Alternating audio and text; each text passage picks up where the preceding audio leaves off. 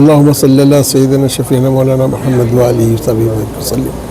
سبحانك لا علم لنا إلا ما علمتنا إنك أنت العليم الحكيم. ربي اشرح لي صدري ويسر لي أمري واحلل عقدة من لساني يفقهوا قولي. العظمۃ للہ والعزت للہ ورسولہ وللمؤمنین. آج کا یہ پروگرام میرے احباب، میرے دوستوں اور میرے چاہنے والوں کی خلوص اور محبت کا اظہار ہے.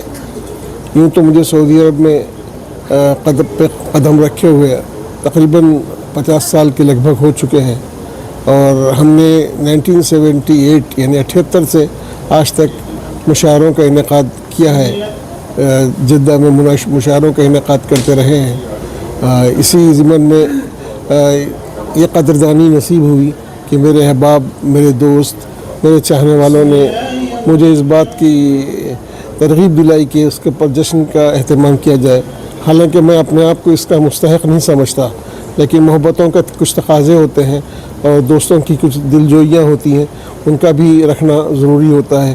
اس لیے میں نے اس بات کو قبول کیا، اور آج کا یہ پروگرام اسی جشن کا اظہار ہے اور اعلان ہے، جو 50 سالہ خدمات کا اعتراف بھی کہا جا سکتا ہے.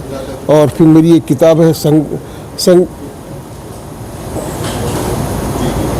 اس کے بعد اور میری ایک کتاب آئی ہے سنگ تراشے، جو دراصل میری خدمات کے اعتراف میں پورے ہندوستان، پاکستان، امریکہ اور دنیا بھر کے لوگوں نے میری خدمات کا اعتراف کیا ہے.